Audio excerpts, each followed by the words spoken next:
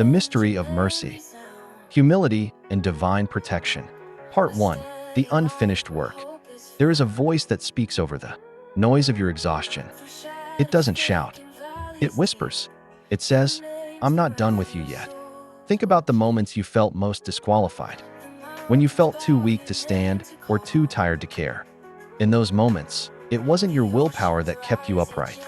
It wasn't your grind or your hustle. It was mercy. Mercy isn't a paycheck for good behavior. It's a safety net for the fallen. Humility begins when we realize we didn't get here on our own. Declare, firm and grounded. Lord, thank you for the mercy of health. Thank you for the breath I didn't have to bargain for. Part 2. Prevention mercy. Now, let's talk about the deepest kind of mercy. The kind we rarely thank God for because we never actually saw it. The prevention mercy. The accident was scheduled for 8:15 a.m., but you were running 5 minutes late.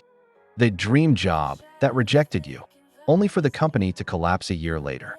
The relationship that broke your heart, not because God wanted you to hurt, but because He saw what was behind that door.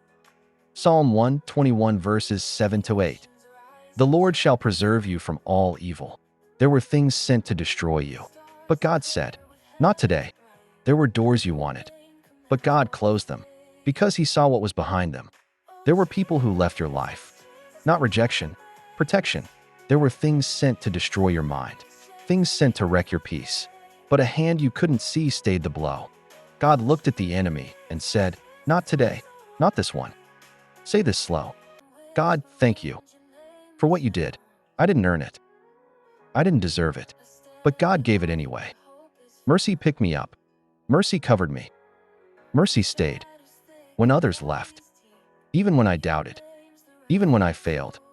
Part 3. The reflection. Reflect on your history.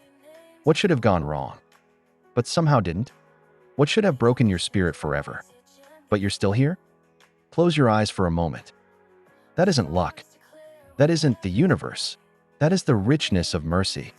Micah 7 verse 18 says, "Who is a God like you, pardoning iniquity, and passing over the transgression of the remnant of His heritage?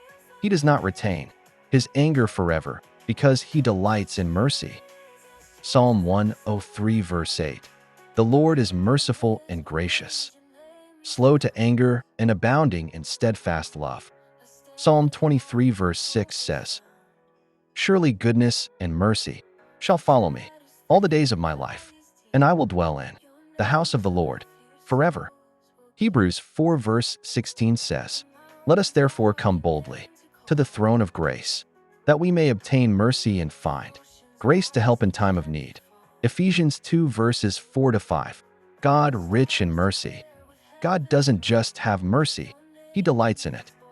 He isn't looking for reasons to strike you down. He is looking for opportunities to lift you up. Part 4. The climax and thanksgiving. You didn't earn this. You couldn't possibly deserve it.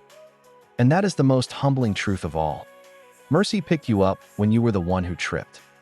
Mercy stayed in the room when everyone else walked out. He did not turn, even when you failed Him, even when you doubted Him, even when you failed Him. He did not turn His back. Thank you, Lord, for the life I still have, for the health I still carry, for the dangers you blocked that I will never even know about. The Bible doesn't say His mercy is temporary. It says His mercy endures forever. Not just when you're on fire, not just when you're perfect, forever. If this blessed you, share it with someone who needs courage today.